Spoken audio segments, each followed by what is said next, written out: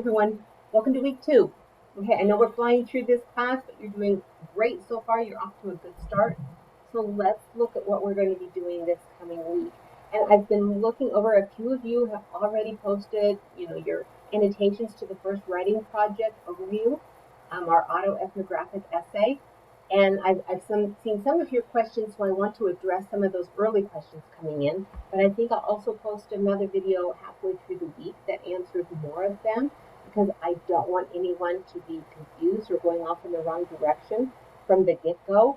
And I think that would be best if I posted several videos of just addressing some of the questions.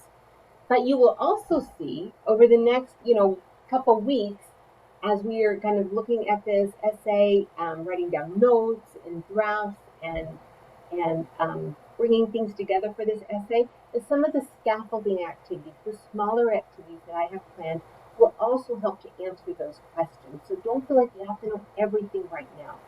So if we look on this week's activities, we talk about source choice, we talk about subcultures, all the little things, and we have activities about them, but all the little things that are very important in this type of research. So let me hop in here. This is where I'll post this video. Obviously, you already know because you're watching it. But remember that this autoethnographic essay, it has two really key points to it. First of all, you are the expert here. You are the researcher, because you are going to examine your experience. Now, not any experience you've had in the past, okay, but an experience that you have had with a specific subculture, not a big culture, not like a culture of like Native American culture, or a student mentioned their Filipino culture. Those are really big, complex cultures. What we're going to be looking at and examining and researching, either through observation or through our memories and our own personal experience, is our experience with a subculture. A subculture can be a quite little group of people, a little club. It could be a religious congregation, a family, something that is finite, something that is measurable, that you belong to. It could be a band.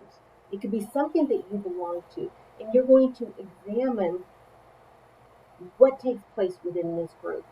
Because a lot of times, most times, the little issues and the hang-ups and the phenomena, the good things that are happening within these little groups, are like microcosms or small examples of larger issues or larger patterns in society that's happening on a grander scale. So we're going to look at our experiences and the things that we have seen and maybe experienced firsthand within a subculture, and we're going to write about that. We're going to write about that for an audience. And so read over this, but let's go in here and look at some of the things that we're going to do. So by Tuesday night, we've got a couple things. And the first is a discussion board where we're going to share just some mundane story of our experience. Now, it doesn't have to have anything to do with our subculture yet. This is just an exercise to help us get our minds wrapped around what we're doing. But this is going to be the sharing of, let's see, something you've done within the last 48 hours. Remember, we're sharing this, so keep it G-rated and keep it appropriate, but it could be something as simple as brushing your teeth, walking your dog, doing homework, getting ready for a new semester, but something specific that you've done. And I want you to write that out in detail, almost like you're writing a little scene, and you'll publish this. And then when we respond to one another's posts within 2 days, by Thursday night, you're going to respond by trying to brainstorm some cultural or larger societal implication of that mundane act. And for instance, here, I shared some of my own, playing with my dog. Okay, that seems pretty mundane, nothing happening there. But when we think about that, we think, okay, what is happening with society and pets? How maybe we can talk about, I mentioned here, the significant role they play in society, a kind of a class marker. They can also are used in society as almost like a remedy for loneliness, and that unconditional love or mental health issues, how pets can help us with that. So there's always those broader themes. Cooking Sunday dinner, I did that last week. What are some larger cultural or societal implications or connections? Maybe it could be with gender roles, being the mother of the house, or the woman in the house, and I am doing the cooking. There's something there. It could be something about traditions, the importance of traditions in our society, something like that. And so that's what's going to be our first activity, and it will just help us to see how our personal experiences within these subcultures are significant. They matter because they kind of demonstrate and add to what's happening in society. So the next activity that we are going to do is we are going to look at an example of an autoethnographic essay. Now, this is a formal essay published in a peer-reviewed journal. And so it's going to be, I'm going to go into student view right here. It's going to be, there's going to have sections in it. Let me pause this for a second. Sorry, I had to quickly publish it for a minute. So this is going to be, this is a longer essay, but it is really important to read because of two things. First of all, Robin Poylorn is an expert in ethnographic writing and research. And she shares in this article that she's written what the value of it is, why we do it, even as she's doing it, as she's sharing her own story, her own life, and the connections that she's had with her own life with larger societal issues. And if you look here, you can see, let me go down, you can see that she uses prose. She uses creative writing. She uses some techniques and strategies in her writing that usually is not found in other types of research writing. And so we're going to look at that. Don't worry, there's going to be some sections in here where she's telling stories that are so easy to follow and so riveting and so entertaining. But then there's going to be a few sections where she gets into theory. Okay? If you don't understand the theory, don't worry about that. Don't worry about it, but it gives you an idea of what an autoethnographic essay looks like and why it's important.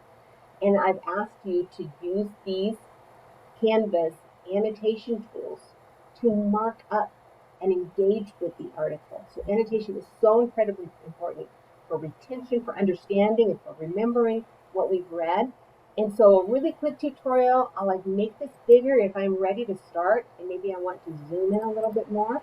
But if there's a line that I think is really important, I'm going to highlight that line, and I can go up here to this tool, and I can highlight it.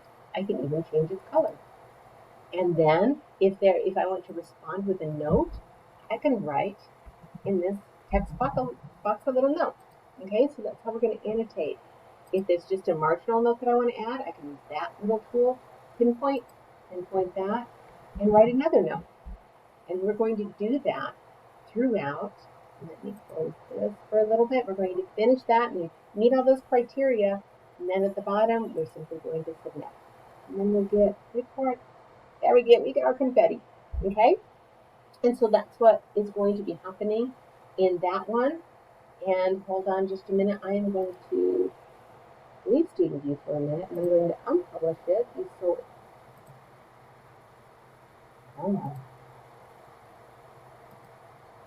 it's not letting me because I already answered it. That's okay. I just don't want anyone to get confused to see that out of context. So often. All right, so the next thing, Thursday, we've got a couple things.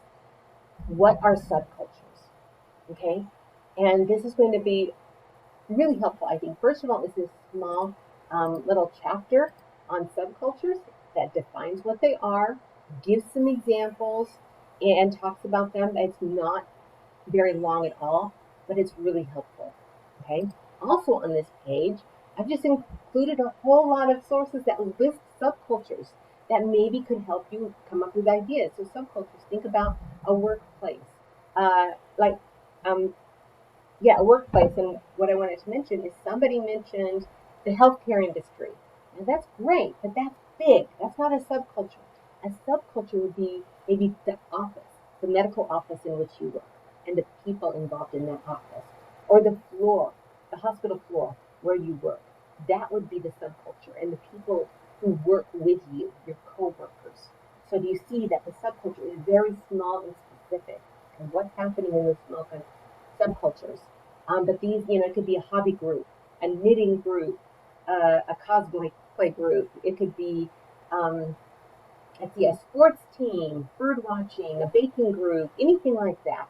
But it's going to be a specific group that you belong to, that you can think back to and either mentally observe or remember or actually observe and kind of look and see what's going on here. Okay, so read that over, because our next activity is we're going to just kind of brainstorm, come up with two of them, and then I can give you some feedback on them that might work, that you might focus on, and then come up with your proposal of which one you're going to pick. Okay, because we need to do that pretty soon in this week, because we only have another week for the writing of this with this accelerated class. Okay, let's see. And then the last thing this week is we're going to talk about that secondary source. So remember, this is a research project, and anytime we are doing some research where we are making an argument or sharing a claim or an insight with an audience, it's always stronger when we bring in that secondary sources to back us up or provide a definition or anything like that. Okay, so make sure that you read over my explanation here on the use of sources, and share some of the sources that you have found that you might use in this essay. And I think that's it. Let me go back out here and just double check if that is it for our module 2. So I'm going over that. Yes, that's it. So let me know if you have any questions. Please drop in during our office hours on Zoom. I'll send out an email reminder of that if you have any questions, if you want any help with anything.